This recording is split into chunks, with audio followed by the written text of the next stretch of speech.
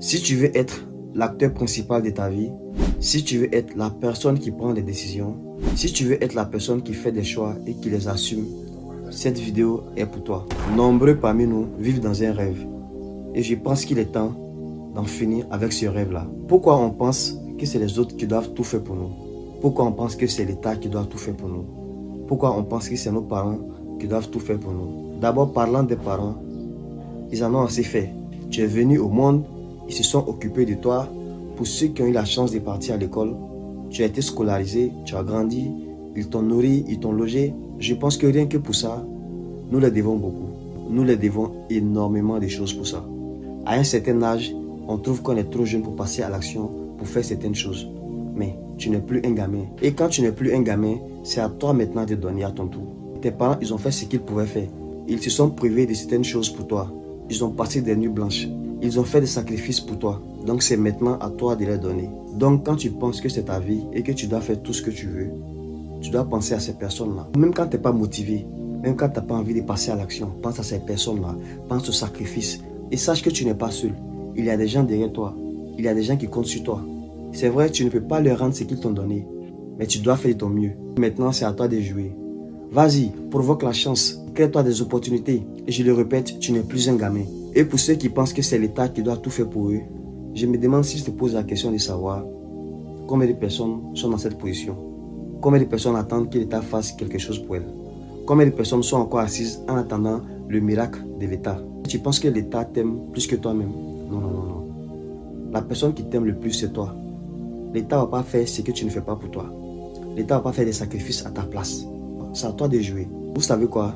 Celui qui a l'argent a le pouvoir. Celui qui a l'argent a le pouvoir de décision. Et le plus souvent, c'est dans quel domaine on fait beaucoup d'argent? C'est dans les affaires. Combien d'hommes d'affaires l'État de ton pays a soutenu?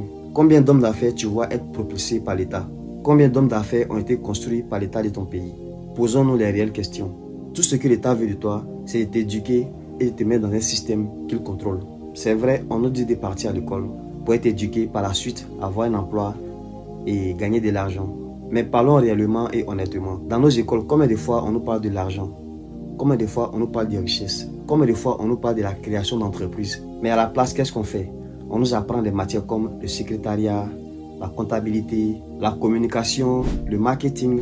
Tout ça n'est pas mauvais. Mais à quel moment on nous prépare à être des chefs d'entreprise? À quel moment on nous apprend à créer des entreprises? À quel moment on nous apprend à investir? Même si cela existe, mais dans combien d'écoles? Peut-être oui, dans les pays anglophones, ils ont cette chance-là. Mais les pays francophones, c'est pas évident. L'État veut te contrôler. Et ces matières-là, le plus souvent, on nous forme à être quoi? Des employés dans d'autres sociétés. Ou passer des concours de fonction publique. Mais tout ça avec beaucoup de recul, on voit que nous sommes encore dans un système. C'est-à-dire tout est mis en place pour nous contrôler. Je ne dis pas que ces matières ne sont pas pertinentes. Je ne dis pas que partir à l'école est mauvais. Mais tu peux partir à l'école et prendre ces connaissances-là pour adapter à la vie réelle. Si tu as l'opportunité de créer ton chemin, crée ton chemin. Si tu as l'opportunité de créer ta voie, ton business, vas-y, fais-le. Si tu veux créer ton système, crée ton propre système. Et ça, l'État ne va jamais t'aider à le faire. Parce qu'il veut te maintenir dans son système. Donc tu peux aller à l'école, apprendre des choses, mais essayer de l'adapter aux réalités de la vie.